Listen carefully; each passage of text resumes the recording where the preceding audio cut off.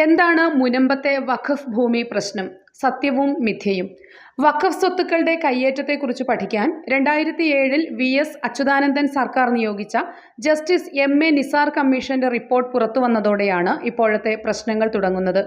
ഗുജറാത്തുകാരനായ അബ്ദുൾ സത്താർ സേട്ട് കൊച്ചിയിലെത്തുന്ന 1902 മുനമ്പം വേളാങ്കണ്ണി കടപ്പുറത്തിന് ചുറ്റുവട്ടത്തുള്ള ഭൂമിയുടെ ഉടമസ്ഥാവകാശം സംബന്ധിച്ച ചരിത്രം തുടങ്ങുന്നത്. തിരുവിതാംകൂർ മഹാരാജാവ് 406 ഏക്കർ ഭൂമി കൃഷി ആവശ്യത്തിനായി സേട്ടിന് പാട്ടത്തിന് കൊടുത്തു. 1948 ആയപ്പോഴേക്കും സത്താർ സേട്ടിന്റെ പിൻഗാമിയായ സിദ്ദീഖ് സേട്ടിന്റെ പേരിൽ ആ ഭൂമി മഹാരാജാവ് തീറാധാരം ചെയ്തു നൽകി. കേരളപ്പിറവിക്ക് മുൻപാണ് ഇതൊക്കെ സംഭവിക്കുന്നത്. മുസ്ലിം സമുദായത്തിന്റെ വിദ്യാഭ്യാസപരമായ പിന്നോക്കാവസ്ഥ പരിഹരിക്കാൻ 1948 ഓഗസ്റ്റ് മാസം 12-ാം തീയതി തുടങ്ങിയ കോഴിക്കോട്ടെ ഫാറൂഖ് കോളേജിന് മുൻപത്തെ ഭൂമി സിദ്ദീഖ് സേട്ട് വഖഫ് ചെയ്തു. മുസ്ലിം സമുദായത്തിന്റെ വിദ്യാഭ്യാസ പിന്നോക്കാവസ്ഥ പരിഹരിക്കാൻ 1948 ഓഗസ്റ്റ് മാസം 12-ാം തീയതി തുടങ്ങിയ കോഴിക്കോട്ടെ ഫാറൂഖ് കോളേജിന് മുൻപത്തെ ഭൂമി സിദ്ദീഖ് സേട്ട് വഖഫ് ചെയ്തു. ഒരു ലക്ഷ്യം വെച്ചുള്ള ദാനം എന്നാണ് വഖഫ് എന്നതുകൊണ്ട് അർത്ഥമാക്കുന്നത്. ഇവിടുത്തെ ലക്ഷ്യം ഫാറൂഖ് കോളേജിന്റെ വിദ്യാഭ്യാസ പുരോഗതിയായിരുന്നു. 1950 നവംബർ 1 എടപ്പള്ളി സബ് രജിസ്ട്രാർ ഓഫീസിൽ വെച്ചായിരുന്നു നടപടിക്രമങ്ങൾ പൂർത്തിയാക്കിയത്. കോളേജിന് ഈ ഭൂമി ആവശ്യമില്ലാതെ വരുന്ന ഘട്ടത്തിൽ സിദ്ദീഖ് സേട്ടിനോ അദ്ദേഹത്തിന്റെ അവകാശികൾക്കോ ഭൂമി തിരിച്ചു നൽകണമെന്ന വ്യവസ്ഥയോടെയായിരുന്നു കൈമാറ്റം. വെല്ലുവിളികൾ നിറഞ്ഞ കോളേജിന്റെ മുന്നോട്ടുള്ള പോക്ക് മറികടക്കുന്നതിൽ ശ്രദ്ധ കേന്ദ്രീകരിച്ച ഫാറൂഖ് കോളേജ് മാനേജ്മെന്റ് എറണാകുളം ജില്ലയിലെ മുനമ്പത്തെ ഭൂമിയിലേക്ക് തിരിഞ്ഞു നോക്കിയിരുന്നില്ല. ഫാറൂഖ് കോളേജിന്റെ അഭിഭാഷകരായിരുന്ന അഡ്വക്കേറ്റ് MV പോളും അഡ്വക്കേറ്റ് മൈക്കിളുമായിരുന്നു ഭൂമി നോക്കി നടത്തിയിരുന്നത്. അവർക്ക് Farooq college power of attorney നൽകിയെന്നും അതുവെച്ച് മത്സ്യത്തൊഴിലാളികൾക്ക് ഭൂമി കൈമാറ്റം ചെയ്തുവെന്നും പറയപ്പെടുന്നു. വഖഫ് സ്വത്തുക്കളുടെ കയ്യേറ്റത്തെക്കുറിച്ച് പഠിക്കാൻ 2007 VS അച്യുതാനന്ദൻ സർക്കാർ നിയോഗിച്ച ജസ്റ്റിസ് MA നിസാർ കമ്മീഷന്റെ റിപ്പോർട്ട് പുറത്തുവന്നതോടെയാണ് ഇപ്പോഴത്തെ പ്രശ്നങ്ങൾ തുടങ്ങുന്നത്. 23 സ്ഥലങ്ങളിലായി 600 ഏക്കർ വഖഫ് സ്വത്തുക്കൾ അന്യാധീനപ്പെട്ടു എന്നതായിരുന്നു കണ്ടെത്തൽ. അതിൽ ഏറ്റവും കൂടുതൽ കയ്യേറ്റം നടന്നതായി കണ്ടെത്തിയത് മുനമ്പത്താണ്. 407 ഏക്കറിൽ 188 ഏക്കർ വിൽപ്പന നടത്തിയതായാണ് നിസാർ കമ്മീഷന്റെ കണ്ടെത്തൽ. 22 ഏക്കർ കടലെടുത്തു.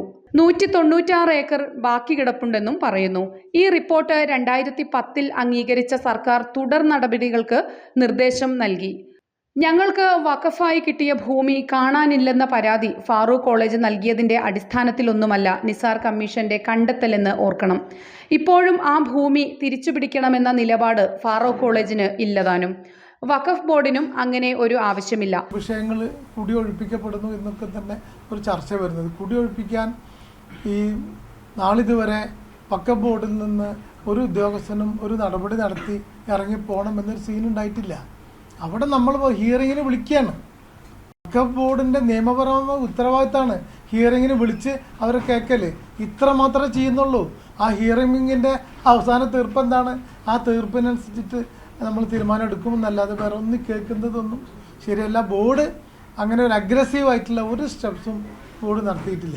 1962 പറവൂർ സബ് കോടതി കേസുണ്ട്, ട്രിബ്യൂണലിലെ കേസാണ് നടന്നുകൊണ്ടിരിക്കുന്നത്. ഞങ്ങളിപ്പോൾ മുമ്പാകെ പരിശോധിക്കുന്നുണ്ട്. ഇതൊരു അർദ്ധ ജുഡീഷ്യൽ സ്വഭാവമുള്ള സ്ഥാപനമാണ്. അപ്പോൾ എല്ലായിടത്തും പരിശോധന നടന്നുകൊണ്ടിരിക്കുകയാണ്.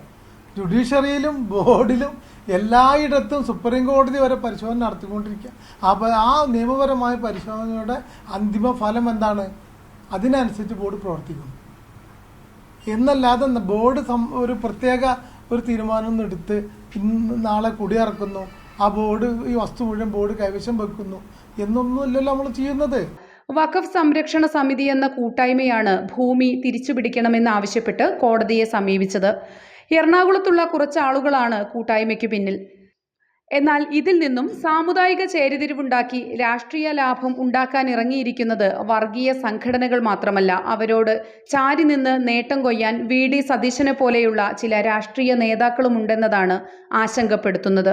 സംഘപരിവാറിനു വേണ്ടി ക്രിസംഖികൾ എന്നറിയപ്പെടുന്ന കാസക്കാർ ഒരു ഭാഗത്തും SDPIയുടെ നേതൃത്വത്തിലുള്ള വഖഫ് സംരക്ഷണ സമിതി മറുഭാഗത്തും കൃത്യമായ അജണ്ടയോടെ കരുക്കൾ നീക്കുമ്പോൾ ഇതിനെ സർക്കാരിനും ഭരണ പാർട്ടിക്കുമെതിരെ തിരിച്ചുവിട്ട് രാഷ്ട്രീയ ലാഭമുണ്ടാക്കുക എന്ന ദുരുദ്ദേശത്തോടെയാണ് വഖഫ് സംരക്ഷണ സമിതി കോടതിയെ സമീപിച്ച സംഭവത്തെ ബോധപൂർവം വഖഫ് ബോർഡാണ് കോടതിയെ സമീപിച്ചതെന്ന് തെറ്റിദ്ധാരണ പരത്തുന്ന പ്രസ്താവനയുമായി പ്രതിപക്ഷ നേതാവ് VD സതീശൻ ഒരു ഭാഗത്തും സംഘപരിവാറിനു വേണ്ടി സുരേഷ് ഗോപി മറുഭാഗത്തും നിലയുറപ്പിച്ചിരിക്കുന്നത്.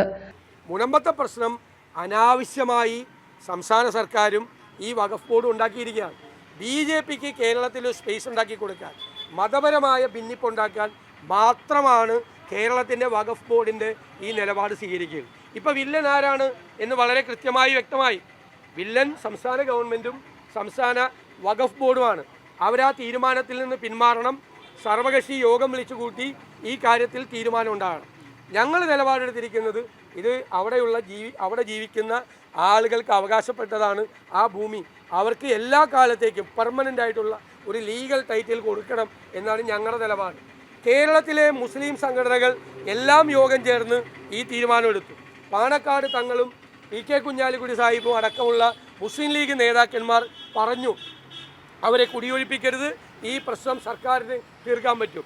മുസ്ലിം സംഘടനകൾക്കും മുസ്ലിം ലീഗിനും ഒന്നുമില്ലാത്ത വാശി ഈ വഖഫ് ബോർഡ് എന്തിനാണ് ഈ വഖഫ് ബോർഡ് ചെയർമാൻ ഈ ഭൂമിയുടെ കാര്യത്തിൽ വാശി പിടിക്കുന്നത്? ഒരു നിയമപ്രശ്നമില്ല. ഇത് നിയമപ്രശ്നം അനാവശ്യമായി സംസ്ഥാന വഖഫ് ബോർഡ് ഉണ്ടാക്കിയ നിയമപ്രശ്നമാണ്. അവരുടെ അനാവശ്യമായ ക്ലെയിമാണ് ഈ ഭൂമിയുടെ പ്രശ്നം. അതിൽ നിന്ന് വഖഫ് ബോർഡും സംസ്ഥാന സർക്കാരും ആ നിലപാടിൽ നിന്ന് പിന്മാറണം. ഹർജിയുടെ അടിസ്ഥാനത്തിൽ ഭൂമി തിരിച്ചുപിടിക്കാനുള്ള നടപടികൾ തുടങ്ങണമെന്ന് ഹൈക്കോടതി 2016 സർക്കാരിന് നിർദ്ദേശം നൽകി.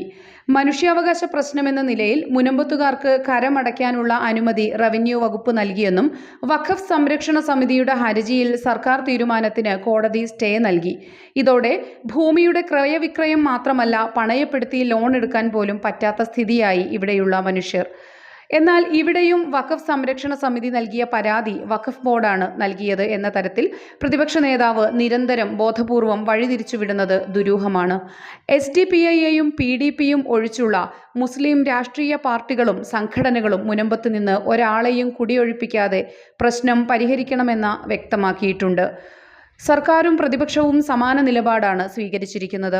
അതോടെ പ്രശ്നം വേഗം പരിഹരിക്കപ്പെടുമെന്ന് കരുതാം.